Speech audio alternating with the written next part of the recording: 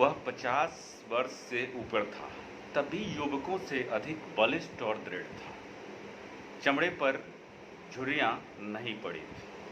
वर्षा की झड़ी में, पूस की रातों की छाया में, कड़कती हुई जेठ की धूप में नंगे शरीर घूमने में वह सुख मानता था। उसकी चढ़ी हुई मूछ बिच्छू के डंक की तरह देखने वालों की आंखों में चुभती थी। उसका सांवला रंग सांप की तरह चिकना और चमकीला था। उसकी नागपुरी धोती का लाल रेशमी किनारा दूर से ही ध्यान आकर्षित करता। कमर में बनारसी सेल्हे का फेंटा, जिसमें सीप की मूठ का बिछुआ खुंसा रहता था। उसके घुंघराले बालों पर सुनहले पल्ले की साफे का छोर उसकी चौड़ी पीठ पर फैला रहता। ऊंचे कंधे पर टिका हुआ चौड़ी धार का गड़ासा, यह थी उसकी धज। पंजों के बल पर वह चलता तो उसकी नसें चटाचट बोलती थी। वह गुंडा था। ईसा की 18वीं शताब्दी के अंतिम भाग में वही काशी नहीं रह गई थी जिसे उपनिषद के अजात शत्रु की परिषद में ब्रह्मा विद्या सिखाने के लिए विद्वान ब्रह्मचारी आते थे। गौतम बुद्ध और शंकराचार्य के वाद विवाद कई शताब्दियों से लगातार मंदिरों और मठों के ध्वंस और तपस्वियों के वध के कारण प्रायः बंद हो गए थे। यहाँ तक कि पवित्रता और छुआछूत में कट्टर वैष्णव धर्म भी उस विशृंखलता के में नवागंतुक धर्मोन्माद में अपनी असफलता देखकर काशी में अघोर रूप धारण कर रहा था। उस समय समस्त न्याय और बुद्धिवाद को शस्त्र बल के सामने झुकते देखकर काशी के विच्छिन्न और निराश नागरिक जीवन ने एक नवीन संप्रदाय की सृष्टि की। वीरता जिसका धर्म था, अपनी बात पर मिटना, सिंहवृत्ति जीविका का ग्रहण करना, प्राण भिक्षा मांगने वाले कायरों तथा चोट खाकर गिरे हुए प्रतिद्वंदियों पर शस्त्र न उठाना, सताए निर्बलों को सहायता देना और प्रत्येक क्षण प्राणों को हथेली पर लिए घूमना उसका बाना था। उन्हें लोग काशी में गुंडा कहते थे। जीवन के किसी अलभ्य अभिलाषा से वंचित होकर जैसे प्रायः लोग विरक्त हो जाते हैं, ठीक उसी तरह किसी मानसिक चोट से घायल होकर एक प्रतिष्ठित जमींदार का पुत्र होने पर भी ननकू सिंह गुंडा हो गया था। दोनों हाथों से अपनी संपत्ति लुटाई। ननकू सिंह ने बहुत सा रुपया खर्च करके जैसे स्वांग खेला था, उसे काशी वाले बहुत दिनों तक भूल न सके। वसंत ऋतु में यह प्रहसनपूर्ण अभिनय खेलने के लिए उन दिनों प्रचुर धन, बल, निर्भीकता और उच्छृंखलता की आवश्यकता होती थी। एक बार ननकू सिंह ने भी एक पैर में नुपुर, एक हाथ में तोड़ा, एक आंख में काजल, एक कान में हजारों के मोती और दूसरे कान में फटे हुए जूते का तल्ला लटकाकर, एक में जड़ाऊ मूठ की तलवार, दूसरा हाथ आभूषणों से लदी हुई अभिनय करने वाली प्रेमिका के कंधे पर रख कर गया था। कहीं बैगनी वाली मिले तो बुला देना। प्रायः बनारस की हरियालियों में अच्छे पानी वाले कुओं पर गंगा की धारा में मचलती हुई डोंगी पर वह दिखलाई पड़ता था। कभी कभी जुआ खाने से निकलकर जब वह चौक में आता तो काशी की रंगीली वेश्याएं मुस्कुराकर उसका स्वागत करती थी और दृढ़ शरीर को अस्पृह देखती। वह तमोली की ही दुकान पर बैठकर उनके गीत सुनता, ऊपर कभी भी नहीं जाता। जुए की जीत का रुपया मुट्ठियों में भर भर कर उनकी खिड़कियों में वह इस तरह उछालता कि कभी समाजी लोग अपना सर सहलाने लगते। तब वह ठठाकर हंस देता। जब कभी लोग कोठे के ऊपर चलने के लिए कहते तो वह उदासी की सांस खींचकर चुप हो जाता। वह अभी बंसी के जुए खाने से निकला था। आज उसकी कौड़ी ने न साथ दिया 16 परियों के नृत्य में उसका मन न लगा। मन्नू तमोली की दुकान पर बैठे हुए उसने कहा, आज शायद अच्छी नहीं रही मन्नू। क्यों मालिक, चिंता किस बात की? हम लोग किस दिन के लिए? सब आप ही का तो है। अरे बुद्धू ही रहे तुम। ननकू सिंह जिस दिन किसी से जुआ खेलने लगे, उस दिन समझना वह मर गए। तुम हटे नहीं कि मैं जुआ खेलने कब जाता हूँ जब मेरे पास पैसा नहीं रहता। उस दिन नाल पर पहुँचते ही जिधर बड़ी ढेरी रहती है उसी को बदता हूँ और फिर वही दाव आता भी है। बाबा कीनाराम का यह वरदान है। तब आज क्यों मालूम? यह पहला दाव तो आया ही, फिर 2-4 हाथ बदने पर सब निकल गए। तब भी लो, यह 5 रुपये बचे हैं। 1 रुपया तो पान के लिए रख लो और 4 दे दो मलूकी कत्थक को। कह दो कि दुलारी से गाने के लिए कह दे, वही एक गीत बिल्मी विदेश रहे। ननकू की बातें सुनते ही मलूकी, जो अभी गांजे की चिलम पर रखने के लिए अंगारा चूर कर रहा था, घबरा कर उठ खड़ा हुआ। वह सीढ़ियों पर दौड़ता हुआ चढ़ गया। चिलम को देखता ही ऊपर चढ़ा, इसलिए कि उसे चोट लगी। पर ननकू सिंह की भ्रिकुटी देखने की शक्ति उसमें कहा। उसने ननकू सिंह की वह मूर्ति ना भूली थी। जब इसी पान की दुकान पर जुए खाने से जीता हुआ रुपए से भरा तोड़ा के लिए वह बैठा था, दूर से बोधी सिंह की बारात का बाजा बजता हुआ आ रहा था। ननकू ने पूछा, यह किसकी बारात है? ठाकुर बोधी सिंह के लड़के की। मन्नू के इतना कहते ही ननकू के होठ फड़कने लगे। उसने कहा, मन्नू, यह नहीं हो सकता। आज इधर से बारात न जाएगी। बोधी सिंह हमसे निपट कर तब बारात इधर से ले जा सकेंगे। मन्नू ने कहा, तब मालिक मैं क्या करूं? ननकू गड़ासा कंधे पर से और ऊंचा करके मलूकी से बोला, मलूकिया देखता है, अभी जा ठाकुर से कह दे कि बाबू ननकू सिंह आज यहीं लगाने के लिए खड़े हैं, समझ कर आवे, लड़के की बारात है। मलूकिया कांपता हुआ ठाकुर बोधी सिंह के पास गया। बोधी सिंह और ननकू में 5 वर्ष से सामना नहीं हुआ है। किसी दिन नाल पर कुछ बातों में कहा सुनी होकर बीच बचाव हो गया था, फिर सामना नहीं हो सका। आज ननकू जान पर खेल कर अकेले खड़ा है। बोधी सिंह भी उस आन को समझते थे। उन्होंने मलूकी से कहा, जा बे कह दे कि हमको क्या मालूम, बाबू साहब वहाँ खड़े हैं। जब वह हैं ही तो 2 समधी जाने का क्या काम है? बोधी सिंह लौट गए। मलूकी के कंधर पर तोड़ा लादकर बाजे के आगे ननकू सिंह बारात लेकर गए। ब्याह में जो कुछ लगा खर्च किया।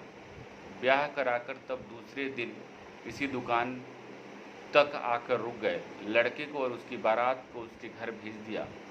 मलूकी को भी 10 रुपया मिला था उस दिन।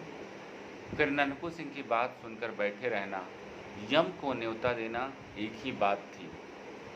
उसने जाकर दुलारी से कहा, हम ठेका लगा रहे हैं, तुम गाओ। तब तक बल्लू सारंगी वाला पानी पीकर आता है। बाप रे, कोई आफत आई है क्या बाबू साहब? सलाम कहकर दुलारी ने खिड़की से मुस्कुराकर झांका था कि ननकू सिंह उसके सलाम का जवाब देकर दूसरे एक आने वाले को देखने लगा। हाथ में हरौती की पतली सी छड़ी, आंखों में सूरमा, मुंह में पान, मेहंदी लगी हुई लाल दाढ़ी, जिसे देख जिसकी सफ़ेद जड़ दिखलाई पड़ती थी, कुप्पेदार टोपी, शकलिया अंगरखा और साथ में लैसदार परत वाले 2 सिपाही। कोई मौलवी है साहब? ननकू हंस पड़ा। ननकू की ओर बिना देखे ही मौलवी ने एक सिपाही से कहा, जाओ दुलारी से कह दो कि मेहंदी लगी हुई लाल दाढ़ी, जिसकी सफ़ेद जड़ दिखलाई पड़ती है, कुब्बेदार टोपी, छकलिया अंगरखा और साथ में लैसदार परत वाले 2 सिपाही कोई मौलवी साहब हैं। ननकू की ओर बिना देखे ही मौलवी ने एक सिपाही से कहा, जाओ दुलारी से कह दो कि आज रेजिडेंट साहब की कोठी पर मुजरा करना होगा, अभी चलें? देखो, तब तक हम जान अली से कुछ इत्र ले रहे हैं। सिपाही सीढ़ी चढ़ रहा था और मौलवी दूसरी ओर चले थे कि ननकू सिंह ने ललकार कर कहा, दुलारी, हम कब तक यहाँ बैठे रहे? क्या अभी सारंगिया नहीं आया? दुलारी ने कहा, वाह बाबू साहब, आप वहीं के लिए तो मैं यहाँ आ बैठी हूँ। सुनिए ना, आप तो कभी ऊपर। मौलवी जल उठा। उसने कड़क कर कहा, चौबदार, अभी वह सुअर की बच्ची उतरी नहीं? जाओ कोतवाल के पास मेरा नाम लेकर कहो कि मौलवी अलाउद्दीन कुबरा ने बुलाया है, आकर उसकी मरम्मत करे। देखता हूँ तो जब से नवाबी गई इन काफिरों की मस्ती चढ़ गई। कुबरा मौलवी बाप रे तमोली अपनी दुकान संभालने लगा। पास ही एक दुकान पर बैठकर ऊँघता हुआ बजाज चौंक कर सर में चोट खा गया। इसी मौलवी ने तो महाराज चेत सिंह से 3.5 सेर चींटी के सर का तेल मांगा था। मौलवी अलाउद्दीन कुबरा। बाजार में हलचल मच गई। ननकू सिंह ने मुन्नू से कहा, क्यों चुपचाप बैठोगे नहीं? दुलारी से कहा, वहीं से बाई जी, इधर उधर हिलने का काम नहीं, तुम गाओ। हमने ऐसे घसियारे बहुत से देखे हैं। अभी कल रमल के पास फेंक कर अधेला अधेला मांगता था, आज चला है रोब गांठने। अब कुबरा ने घूम कर उसकी ओर देख कर कहा, कौन है यह पाजी? तुम्हारे चाचा बाबू ननकू सिंह के साथ ही पूरा बनारसी झापड़ पड़ा। कुबरा का सर घूम गया। लैस के पड़तले वाले सिपाही दूसरी ओर भाग चले और मौलवी साहब चौंधिया कर जान अली की दुकान पर लड़खड़ाते गिरते पड़ते किसी तरह पहुंच गए। जान अली ने मौलवी से कहा, मौलवी साहब, भला आप भी उस गुंडे के मुंह लगने गए? यह तो कहिए कि उसने गड़ासा नहीं तौल दिया। कुबरा के मुंह से बोली नहीं निकल रही थी। उधर दुलारी गा रही थी, बिलमी रहे विदेश। गाना पूरा हुआ, कोई आया गया नहीं। तब ननकू सिंह धीरे धीरे टहलता हुआ दूसरी ओर चला गया। थोड़ी देर में एक रेशमी डोली पर्दे से ढकी हुई आई, साथ में एक चौबदार। उसने दुलारी को राजमाता पन्ना की आज्ञा सुनाई। दुलारी चुपचाप डोली पर जा बैठी। डोली धूल और संध्या काल के धुएं से पूजा कर रही थी। दुलारी बाहर बैठी कुछ अन्य गाने वालों के साथ भजन गा रही थी। आरती हो जाने पर फूलों की अंजलि बिखेर कर पन्ना ने भक्ति भाव से देवता के चरणों में प्रणाम किया। फिर प्रसाद लेकर वह बाहर आते ही उन्होंने दुलारी को देखा।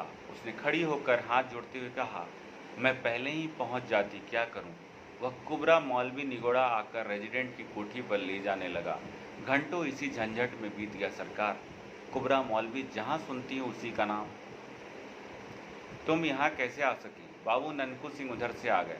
मैंने कहा सरकार की पूजा पर मुझे भजन गाने को जाना है और यह जाने नहीं दे रहा है। उन्होंने मौलवी को ऐसा झापड़ लगाया कि उसकी हेकड़ी भूल गई और तब जाकर उसने मुझे यहाँ आने की छुट्टी दी। कौन? बाबू ननकू सिंह। दुलारी ने सर नीचा करके कहा, अरे क्या सरकार को नहीं मालूम? बाबू निरंजन सिंह के लड़के। उस दिन जब मैं बहुत छोटी थी, आपकी बारी में झूला झूल रही थी, तब थी जब नवाब का हाथी बिगड़ कर आ गया। बाबू निरंजन सिंह के कुंवर नहीं तो उस दिन हम लोगों की रक्षा की थी। राजमाता का मुख उस प्राचीन घटना को स्मरण करके न जाने क्यों विवर्ण हो गया। फिर अपने को संभाल कर उन्होंने कहा, तो बाबू ननकू सिंह उधर कैसे आ गई? दुलारी ने मुस्कुराकर सिर नीचा कर लिया। दुलारी राजमाता पन्ना के पिता की जमींदारी में रहने वाली एक वेश्या थी। उसके साथ कितनी बार झूले हिंडोले अपने बचपन में पन्ना झूल चुकी थी। वह बचपन से ही गाने में सुरीली थी, सुंदरी होने पर भी चंचल थी। पन्ना जब काशी की राजमाता थी तब दुलारी काशी की प्रसिद्ध गाने वाली थी। राजमहल में उसका गाना बजाना हुआ ही करता था। महाराज बलवंत सिंह के समय से ही संगीत पन्ना के जीवन का आवश्यक अंग था। अब प्रेम, दुख और दर्द भरी विरह कल्पना के गीत की ओर अधिक रुचि न थी। अब सात्विक भावपूर्ण भजन होता था। राजमाता पन्ना का वैधव्य से दीप्त शांत मुखमंडल कुछ मलिन हो गया। बड़ी रानी का सापत्न्य सा पत्र ज्वाला बलवंत सिंह के मर जाने पर भी नहीं बुझी। अंतःपुर कलह का रंगमंच बना रहता। इसी से प्रायः पन्ना काशी के राज मंदिर में आकर पूजा पाठ में अपना मन लगाती। रामनगर में उसको चैन नहीं मिलता। नई रानी के होने के कारण बलवंत सिंह की प्रेयसी होने का गौरव तो उसे था ही, साथ में उसे पुत्र उत्पन्न करने का सौभाग्य भी मिला। फिर भी असवर्णता का सामाजिक दोष उसके हृदय को व्यथित किया करता था। उसे अपने ब्याह की आरंभिक चर्चा का स्मरण हो आया। छोटे से मंच पर बैठी गंगा की उमड़ती हुई धारा को पन्ना अन्य मनस्क होकर देखने लगी। उस बात को जो अतीत में एक बार हाथ से अनजान में खिसक जाने वाली वस्तु की तरह लुप्त हो गई, सोचने का कोई कारण नहीं, उससे कुछ बनता बिगड़ता भी नहीं, परंतु मानव स्वभाव हिसाब रखने की प्रथानुसार कभी कभी कह बैठता है कि यदि वह बात हो गई होती तो ठीक उसी तरह पन्ना भी राजा बलवंत सिंह द्वारा बलपूर्वक रानी बनाई जाने के पहले ही एक संभावना सोचने लगी थी। सो भी बाबू ननकू सिंह का नाम सुन लेने पर गेंदा मुँहलगी दासी थी। वह पन्ना के साथ उसी दिन से है जिस दिन से पन्ना बलवंत सिंह की प्रेयसी हुई। राज्य भर का अनुसंधान उसी के द्वारा मिला करता था और उसे न जाने कितनी जानकारी थी। उसने दुलारी का रंग उखाड़ने के लिए कुछ आवश्यक समझा। महारानी ननकू सिंह अपनी सब जमींदारी, स्वांग, भैंसों की लड़ाई, घुड़दौड़ और गाने बजाने में उड़ाकर अब डाकू हो गया है। जितने खून होते हैं सब में उसी का हाथ रहता है। जितनी उसे रोक कर दुलारी ने कहा, यह झूठ है, बाबू साहब के ऐसा धर्मात्मा तो कोई है ही नहीं। कितनी विधवाएं उनकी दी हुई धोती से अपना तन ढकती हैं, कितनी लड़कियों की ब्याह शादी होती हैं, कितने सताए हुए लोगों द्वारा उनके द्वारा रक्षा होती है। रानी पन्ना के हृदय में एक तरलता उद्वेलित हुई। उन्होंने हंसकर कहा, दुलारी, वे तेरे यहाँ आते हैं ना, इसी से तू उनकी बड़ाई। नहीं सरकार, शपथ खाकर कहती हूँ, बाबू ननकू सिंह ने आज तक कभी मेरे कोठे पर पैर नहीं रखा। राजमाता न जाने क्यों इस अद्भुत व्यक्ति को समझने के लिए चंचल हो उठी। तब भी उन्होंने दुलारी को आगे कुछ न कहने के लिए तीखी दृष्टि से देखा। वह चुप हो गई। पहले पहर की शहनाई बजने लगी। दुलारी छुट्टी मांगकर डोली पर बैठ गई। तब गेंदा ने कहा, सरकार, आजकल नगर की दशा बड़ी बुरी है। दिन दहाड़े लोग लूट लिए जाते हैं। सैकड़ों जगहों पर नाल पर जुए चलने के लिए टेढ़ी भौएं कारण बन जाती है। उधर रेजिडेंट साहब से महाराज की अनबन चल रही है। राजमाता चुप रही। दूसरे दिन राजा चेत सिंह के पास रेजिडेंट मार्कहेम की चिट्ठी आई, जिसमें नगर की दुर्व्यवस्था की कड़ी आलोचना थी। डाकुओं और गुंडों को पकड़ने के लिए उन पर कड़ा नियंत्रण रखने की भी सम्मति भी थी। कुबरा मौलवी वाली घटना का भी उल्लेख था। उधर हेस्टिंग्स के आने की भी सूचना थी। शिवालय घाट और रामनगर में हलचल मच गई। कोतवाल हिम्मत सिंह पागल की तरह, जिसके हाथ में लाठी, लोहांगी, गड़ासा, बिछुआ और करौली देखते उसी को ही पकड़ने लगे। एक दिन ननकू सिंह सुंभा के नाले के संगम पर ऊंचे से टिले की हरियाली में अपने चुने हुए साथियों के साथ दुधिया छान रहे थे। गंगा में उनकी पतली डोंगी बड़ की जटा से बंधी थी। कथकों का गाना हो रहा था। चार उलाकी इक्के कसे कसाए खड़े थे। ननकू सिंह ने अकस्मात कहा, मलुकी, गाना जमता नहीं है, उलाकी पर जा बैठ कर जाओ, दुलारी को बुला लाओ। मलुकी वहाँ मंजीरा बजा रहा था। दौड़कर इक्के पर जा बैठा। आज ननकू सिंह का मन उखड़ा था।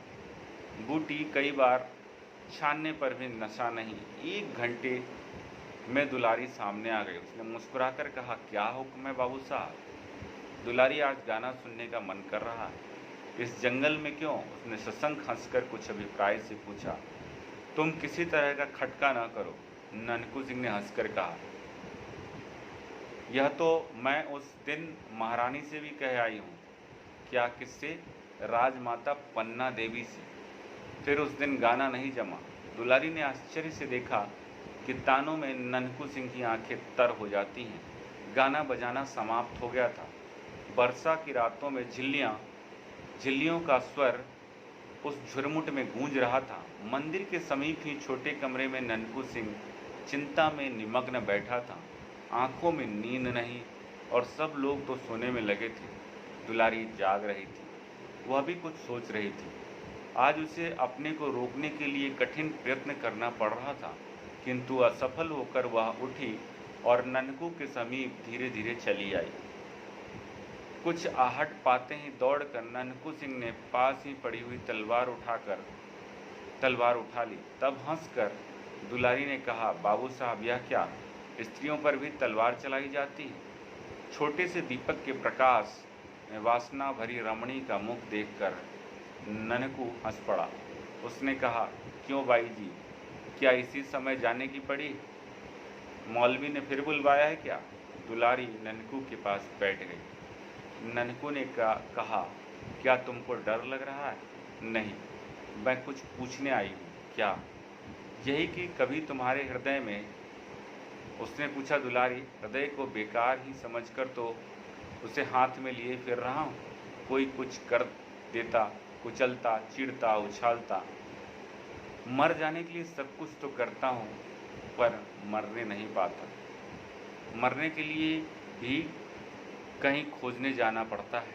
आपको काशी का क्या मालूम है? न जाने घड़ी भर में क्या हो जाए। उलट पलट होने वाला है क्या? बनारस की गलियों जैसे काटने को दौड़ती है। कोई नई बात इधर हुई है क्या? कोई हेस्टिंग्स आया हुआ है?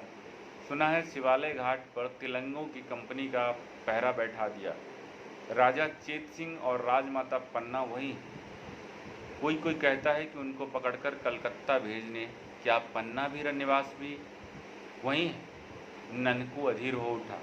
क्यों बाबू साहब, आज रानी पन्ना का नाम सुनकर आपकी आंखों में आंसू क्यों आ गए? सहसा ननकू का मुख भयानक हो उठा। उसने कहा, चुप रहो तुम, उसको जानकर क्या करोगी? वह उठ खड़ा हुआ, उद्विग्न की तरह न जाने क्या खोजने लगा। फिर स्थिर होकर उसने कहा, दुलारी, जीवन में आज यह पहला ही दिन है कि एकांत रात में एक स्त्री मेरे पलंग पर आकर बैठ गई। मैं फिर स्थिर होकर उसने कहा, दुलारी, जीवन में यह पहला ही दिन है कि एकांत रात में स्त्री मेरे पलंग पर आकर बैठ गई। मैं चिरकुमार अपनी एक प्रतिज्ञा का निर्वाह करने के लिए सैकड़ों असत्य अपराध करता फिर रहा हूँ। क्यों, तुम जानती हो, मैं स्त्रियों का घोर विद्रोही हूँ। और पन्ना, किंतु उसका क्या अपराध? अत्याचारी बलवंत सिंह के कलेजे में बिछुआ मैं न उतार सका, किंतु पन्ना उसे पकड़कर गोरे कलकत्ता भेज देंगे। वहीं ननकू सिंह उन्मत्त हो उठा। दुलारी ने देखा, ननकू अंधकार में ही वट वृक्ष के नीचे पहुंचा और गंगा की उमड़ती हुई धारा डोंगी में खोल दी। उसी घने अंधकार में दुलारी का हृदय कांप उठा। 16 अगस्त सन 1781 को काशी डावाडोल हो रही थी। शिवालय घाट में राजा चेत सिंह लेफ्टिनेंट स्टारकर के पहरे में थे। नगर में आतंक था, दुकानें बंद थी। घरों में बच्चे अपनी माँ से पूछते थे, माँ, आज हलवे वाला नहीं आया? वह कहती, चुप बेटे, सड़कें सूनी पड़ी थी। तिलंगों की कंपनी के आगे आगे कुबरा मौलवी कभी कभी आता जाता दिखाई पड़ता। उस समय खुली हुई खिड़कियां बंद हो जाती। भय और सन्नाटे का राज्य था। चौक में चित्रो सिंह की हवेली अपने भीतर काशी की वीरता को बंद किए कोतवाल का अभिनय कर रही थी। उसी समय किसी ने पुकारा, हिम्मत सिंह। खिड़की में से सिर निकालकर हिम्मत सिंह ने पूछा, कौन? बाबू ननकू सिंह। अच्छा, तुम अब तक बाहर ही हो? पागल, राजा कैद हो गए हैं। छोड़ दो इन सब बहादुरों को, हम एक बार इनको लेकर शिवालय घाट जाएं। ठहरो, कहकर हिम्मत सिंह ने कुछ आज्ञा दी। सिपाही बाहर निकले। ननकू सिंह की तलवार चमक उठी। सिपाही भीतर भागे। ननकू ने कहा, नमक हराम चूड़ियाँ पहन लो। लोगों के देखते देखते ननकू सिंह चला गया। कोतवाली के सामने फिर सन्नाटा हो गया। ननकू उन्मत्त था। उसके थोड़े से साथी उसकी आज्ञा पर जान देने के लिए तुले थे। वह नहीं जानता था कि राजा चेत सिंह का क्या राजनीतिक अपराध है। उसने कुछ सोचकर अपने थोड़े से साथियों को फाटक पर गड़बड़ मचाने के लिए भेज दिया। इधर अपनी डोंगी लेकर शिवालय की खिड़की से नीचे धारा काटते हुए आ पहुंचा। किसी तरह निकले हुए पत्थर में रस्सी अटकाकर उस चंचल डोंगी को उसने स्थिर किया और बंदर की तरह उछलकर खिड़की के भीतर हो रहा। उस समय वहीं राजमाता पन्ना और राजा चेत सिंह से बाबू मनिहार सिंह कह रहे थे, आपके यहाँ रहने से हम लोग क्या करें, समझ नहीं आता। पूजा पाठ समाप्त करके आप रामनगर चली गई होती तो। तेजस्विनी पन्ना ने कहा, अब मैं रामनगर कैसे चली जाऊं? मनिहार सिंह दुखी होकर बोले, कैसे बताऊं, मेरे सिपाही तो बंदी हैं। इतने में फाटक पर कोलाहल मचा। राज परिवार अपनी मंत्रा में डूबा था। ननकू सिंह का आना उन्हें मालूम हुआ। सामने का द्वार बंद था। ननकू सिंह ने एक बार गंगा की धारा को देखा। उसमें एक नाव घाट पर लगने के लिए लहरों से लड़ रही थी। वह प्रसन्न हो उठा। इसी की प्रतीक्षा में वह रुका था। उसने जैसे सबको सचेत करते हुए, कहाँ है महारानी, कहाँ है? सबने घूमकर देखा। एक अपरिचित वीर मूर्ति, शस्त्रों से लदा हुआ पूरा देव। चेत सिंह ने पूछा, तुम कौन हो? राज परिवार का एक बिना दाम का सेवक। पन्ना के मुंह से हल्की सी एक सांस निकल कर रह गई। उसने पहचान लिया, इतने वर्षों बाद वही ननकू सिंह। मनिहार सिंह ने पूछा, तुम क्या कर सकते हो? मैं मर सकता हूँ। पहले महारानी को डोंगी पर बिठाइए, नीचे दूसरी डोंगी पर अच्छे मल्लाह हैं, फिर बात कीजिए। मनिहार सिंह ने देखा, जनानी ड्योढ़ी का दरोगा एक डोंगी पर 4 मल्लाहों के साथ खिड़की से नाव सटाकर प्रतीक्षा में है। उन्होंने पन्ना से कहा, चलिए मैं साथ चलता हूँ। और चेत सिंह को देखकर पुत्र वत्सला ने संकेत से एक प्रश्न किया। उसका उत्तर किसी के पास न था। मनिहार सिंह ने कहा, तब मैं यहीं। ननकू सिंह ने हंसकर कहा, मेरे मालिक आप नाव पर बैठे। जब तक राजा भी नाव पर न बैठ जाएंगे तब तक 17 गोली खाकर भी ननकू सिंह जीवित रहने की प्रतिज्ञा करता है। पन्ना ने ननकू को देखा। एक क्षण के लिए चारों आंखें मिली, जिनमें जन्म जन्म का विश्वास ज्योति की तरह जल रहा था। फाटक बलपूर्वक खोला जा रहा था। ननकू ने उन्मत्त होकर कहा, मालिक जल्दी जाइए। दूसरे क्षण पन्ना डोंगी पर थी और ननकू सिंह फाटक पर स्टाकर के साथ। चेतराम ने आकर चिट्ठी मनिहार सिंह के हाथ में दी। चेत सिंह ने आकर चिट्ठी मनिहार सिंह के हाथ में दी। लेफ्टिनेंट ने कहा, आपके आदमी गड़बड़ मचा रहे हैं। अब मैं अपने सिपाहियों को गोली चलाने से नहीं रोक सकता। मेरे सिपाही यहाँ कहाँ हैं साहब? मनिहार सिंह ने हंसकर कहा। बाहर कोलाहल बढ़ने लगा। चेतराम ने कहा, पहले चेत सिंह को कैद कीजिए। कौन ऐसी हिम्मत करता? कड़क कर कहते हुए बाबू मनिहार सिंह ने तलवार खींच ली। अभी बात पूरी न हो सकी थी कि कुबरा मौलवी वहां आ पहुंचा। मौलवी की कलम नहीं चल सकती थी और न ये बाहर ही जा सकते थे। उन्होंने कहा, देखते क्या हो चेतराम? चेतराम ने राजा के ऊपर हाथ रखा ही था कि ननकू सिंह के सधे हुए हाथ ने उसकी भुजा उड़ा दी। स्टाकर आगे बढ़े। मौलवी साहब चिल्लाने लगे। ननकू ने देखते देखते स्टाकर उसके कई साथियों को धराशायी किया। फिर मौलवी साहब कैसे बचते? ननकू सिंह ने कहा, क्यों, उस दिन के झापड़ को ने तुमको समझाया नहीं पाजी? कहकर ऐसा साफ जनेवा मारा कि कुबरा ढेर हो गया। कुछ ही क्षणों में यह भीषण घटना हो गई जिसके लिए कोई प्रस्तुत न था। ननकू सिंह ने ललकार कर कहा, आप क्या देखते हैं? उतारिए डोंगी पर। उसके घाव से रक्त के फुहारे छूट रहे थे। उधर फाटक से तिलंगे भीतर आने लगे। चेत सिंह ने खिड़की से उतरते हुए देखा कि 20 तिलंगों की संगीनों ने वह अविचल खड़ा होकर तलवार चला रहा है। ननकू के चट्टान सदृश शरीर से गहरे की तरह रक्त की धारा बह रही है। गुंडे का एक एक अंग कट कर वहीं गिरने लगा। वही काशी का गुंडा था।